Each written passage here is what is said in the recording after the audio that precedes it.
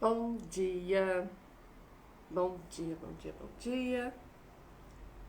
Gratidão por mais esse dia. Gratidão pela oportunidade de estarmos aqui respirando. Gratidão pela oportunidade de podermos estar compartilhando, de podermos estar falando, de podermos estar ouvindo. Gratidão por estarmos vendo. E como eu falei, antes de tudo eu vou mandar uns aviãozinhos, convidando mais pessoas. Se você quiser também compartilhar, com certeza absoluta, cada vez que nós ajudamos uma pessoa, isso é a lei natural, toda vez que nós ajudamos, nós também somos ajudados. Então, que eu quero, o recadinho de hoje, deixa eu ver aqui, para deixar mais claro, sabe? O recadinho de hoje, oh meu Deus, tá muito contra a luz aí, né? O recadinho de hoje é sobre vícios. Qualquer tipo de vícios, qualquer tipo de coisa que muitas vezes atrapalha. Não é muitas vezes. Todas as vezes que nós, ou qualquer ser humano, você, eu, nós, qualquer ser humano usa um vício, ou ele está viciado em alguma coisa, por exemplo, a coisa mais comum, o vício do álcool, vício do cigarro, drogas, outras drogas lícitas ou ilícitas, daí jogo, o vício do jogo, o vício de compulsão por compra, vício, que mais? São coisas que fazem o ser humano, dentro do olhar sistêmico, dentro do olhar terapêutico, qualquer vício é uma fuga de alguma dor, que eu não suporto, que você não está suportando, a pessoa não está suportando conviver com alguma dor, ou algo que está na frente que está no dia a dia dela, e ela então descobriu, ela sem obviamente que é inconscientemente, o corpo dela relaxa, o corpo dela consegue fugir da dor quando o vício da pornografia, e cada um desses vícios, se você quiser, gratidão aí pela presença da Marisa, Ana Cláudia, Vanildo, Elisa, deixa eu ver as pessoas que entraram por primeiro também, Fábio Basílio, Leorofume, enfim, todos os que estão aqui. Então, todo e qualquer vício, se você quiser perguntar algum vício em específico, eu te dou o parecer sistêmico, ou também da linguagem da nova medicina germânica. Qual é a dor emocional por trás de cada vício? Não existem fórmulas prontas. Se é o cigarro, é porque tal coisa. Se é baseado, é porque tal coisa. Mas tem explicações de forma genérica, de forma assim, geral. A fonte, a dor, o medo, o vazio interno que se esconde por trás do cigarro, por exemplo. Vamos falar sobre o cigarro. O Bert Hellinger, a grosso modo, se você parar para pensar um pouquinho, faz muito sentido. A grosso modo, o cigarro, ele dizia vazio de pai. Como assim? Nós temos que até, inclusive, olhar, por exemplo, assim, o formato do vício, do objeto, da coisa que está sendo usada para acalmar essa ansiedade. Então, já depois eu vou falar sobre o álcool. Eu tenho vários vídeos também já gravados sobre o álcool, o alcoolismo, qual é a dor primária, que são os vícios mais comuns, né, que nós praticamente todas as famílias têm. Então, falando sobre cigarro. Cigarro, geralmente um charuto, não importa, mas é algo que a pessoa põe na boca. E geralmente é também um formato longo, né? E alguma coisa assim. Mas ele inala no pulmão. Graças a Deus eu não. As poucas vezes que eu tentei, quando criança, em brincadeira entre primos, tentei fumar cigarro de palha, quase morri afogada de tanto que eu achei ruim. Não sei como é que a pessoa consegue, mas claro, né? No caso, por que ele diz vazio de pai? Primeiro, pelo formato do utensílio ou da coisa que está sendo usada. Porque comparado a os órgãos reprodutores masculinos e femininos, o cigarro ele praticamente ele representa também um símbolo fálico. Você sabe o que significa símbolo fálico? Símbolos fálicos? Símbolos fálicos, tanto femininos quanto masculinos, está relacionado às memórias, às imagens, às imagens subliminares que sugerem inconscientemente, ativam memórias inconscientes, mas elas mexem com o cérebro com relação à figura que faltou, algo que faltou. Todo vício é para tentar substituir algo que faltou. Então, cigarro vazio de pai. Pode ser que o seu pai esteve presente. Não estou dizendo que o seu pai esteve ausente, ou que ele talvez foi embora, ou que ele faleceu cedo. De repente até você pode me dizer, não, mas o meu pai fumava, o pai dele fumava, os irmãos dele fumavam, fumo, e por aí vai.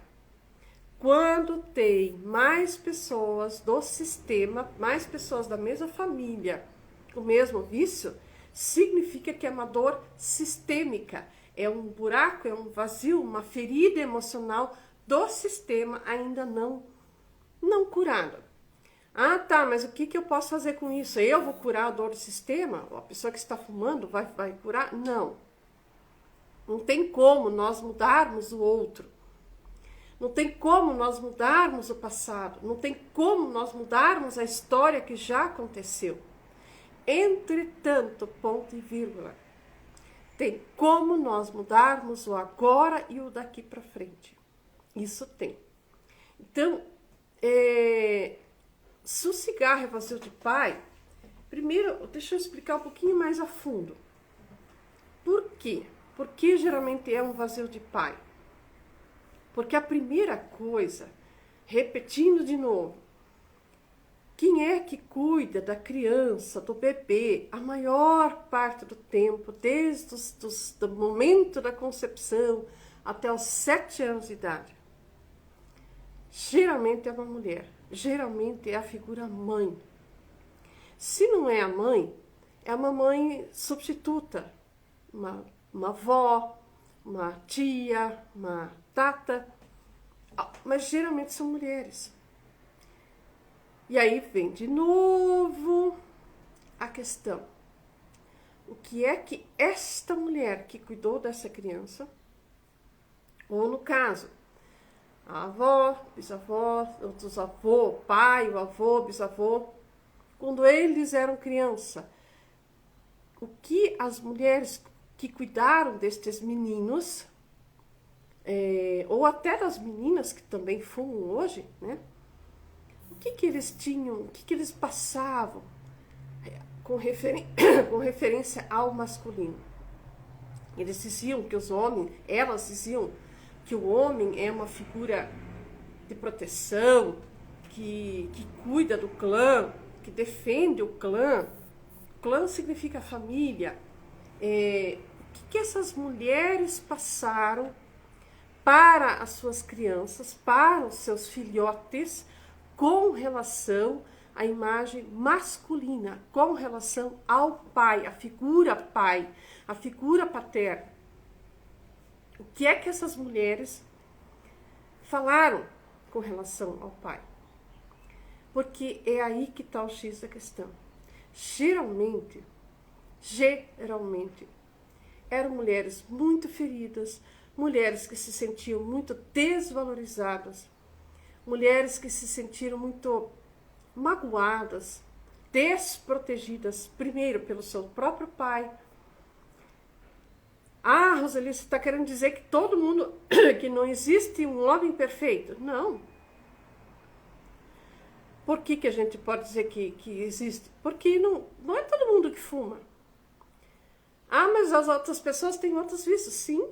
Uhum. Não é, por exemplo, assim, se eu não fumo, que não me faltou o pai. Eu posso, você, eu, qualquer um de nós pode ter outros vícios. Então, sempre precisa se olhar com muito respeito, com muito amor, com muita compaixão para a história infantil e transgeracional, a história familiar e transgeracional de cada pessoa que apresenta, que mostra ou que sofre com essa questão de vícios. No caso do cigarro, então, daí ele inala o pai. Já que eu não posso acessar o meu pai, ele faltou de alguma forma, pode ser que ele era um viciado e de repente um alcoólatra, que como é triste as histórias de pessoas que têm um pai alcoólatra, um pai agressivo, que tiveram, né? Um pai agressivo, um pai ausente emocionalmente, um pai que não tinha estrutura emocional para sentar com seus filhos, pelo menos de vez em quando, brincar, olhar nos olhos dos filhos, jogar bola, sei lá, deixar as meninas brincar de boneca com ele, brincar de casinha com ele. Não é o tipo de brincadeira, não é o tipo de coisas que aconteceram, mas sim o estado de presença dessa figura. Se você é um homem hoje com filhos pequenos, lembre-se, é muito mais profundo e mais grave, mais sério o que você está fazendo, o que você está construindo na memória, na programação dos seus filhos, tanto dos meninos quanto das meninas. Gratidão, Eriston, Jorge, Lupatini, Célia. Então, é muito, mas muito profundo, é muito sério, é muito doloroso ver o que esses vazios de pai geram de consequências na vida futura. Então, é preciso, eu estou falando aqui só do cigarro, sem falar se entra no álcool, se entra nas outras drogas. Então, a grosso modo, cigarro, vazio de pai. Bebida, alcoolismo, vazio de mãe. Eu não tô explicando tudo porque é muita coisa, são muitos detalhes, muitos pormenores, muitos tipos de nuances. Então, no caso, bebida, vazio de mãe. Como assim? Basta pensar.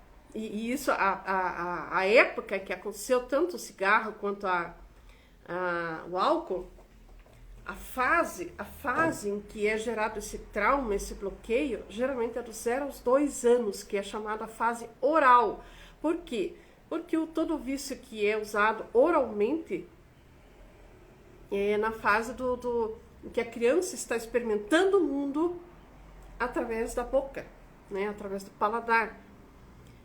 E o álcool tem a ver com mãe, que é aquilo que acalma o bebê, aquilo que a criança está com fome, está com sede, está com medo, depende 100% de alguém, de outras pessoas para ela poder sobreviver, que é dos 0 aos 2 anos de idade.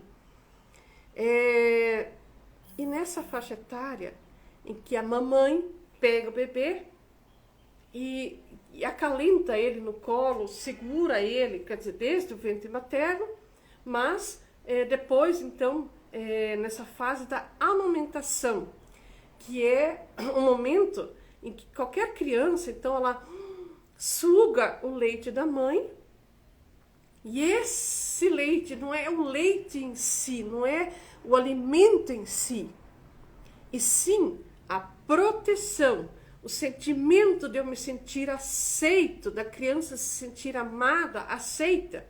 Porém, deixa eu pegar aqui um exemplo. Deixa eu pegar um possível bebê na simulação. Aí, por exemplo, como esta mulher sentava ou ficava quando ela amamentava o seu bebê? Ela era uma mulher tranquila, que podia sentar e olhar, ter conexão com os olhos do bebê, que essa pessoa pensa na pessoa que tem problema com álcool. Como será que foi? Esse bebê, tanto faz, menino ou menina, que hoje está num corpo de adulto, como ele via a mãe, como ele sentia a mãe. Esta mãe, ela estava disponível, conectada de alma com ele, ou com essa criança, menino ou menina, ou ela estava lá. Antigamente as mulheres tinham que tratar porco, galinha, para quem morava no sítio, cuidar das outras crianças, cuidar da comida, cuidar da casa, e ainda ir para a roça. E hoje, não é antigamente, hoje ainda tem lugares que é assim. Mas a maioria das mães que hoje moram na cidade, o que a gente infelizmente vê muito? Opa, desculpa o corte aí. O que a gente vê muito? A mãe dando de mamar, porém, no celular, Oi, deu um corte de novo. Entra a ligação aí, fazer o quê, né? Mas enfim, o resumo da ópera, da questão do alcoolismo é como esta mulher, ela estava presente nestes momentos em que ela estava amamentando o seu bebê.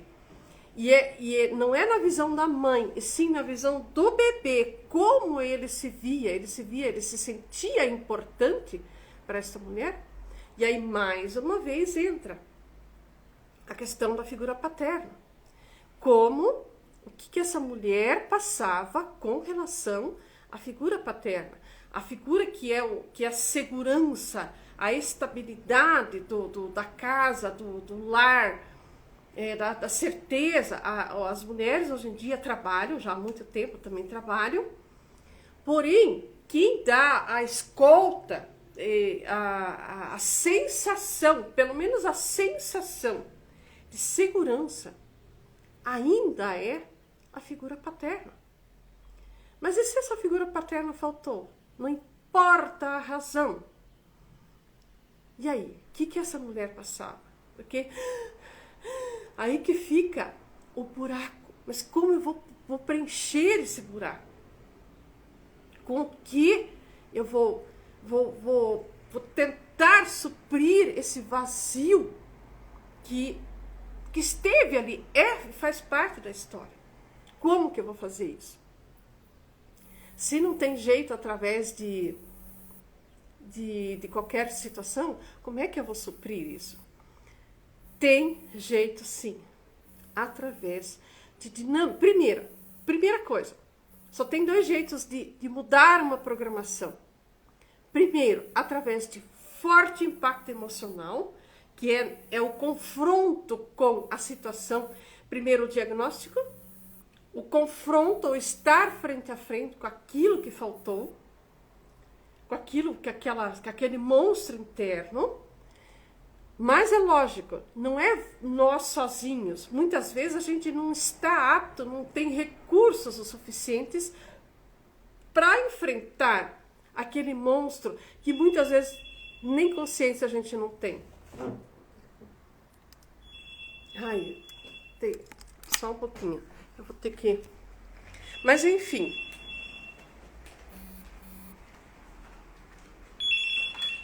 Oi. Tá, ele tá atrás. Só um pouquinho, eu tô na live, mas eu já tô descendo, tá? Pera. Nossa, tem que tirar, tem que descer na garagem ali, tirar o meu carro. Mas enfim, só para resumir, vida ao vivo aqui, tá? Só para resumir. Hoje, então, o assunto foi sobre vícios. Então, gratidão. Se você quer saber mais sobre tudo isso, quais os recursos que você tem para acessar e reprogramar essas memórias, vem para cá, entre na bio do Instagram. Tem inúmeros recursos, tem inúmeras formas de você também reprogramar essas memórias de dor e levar uma vida mais leve. Bora lá. Desculpa aí a vida ao vivo, mas eu tenho que socorrer uma outra situação aqui. Beijos!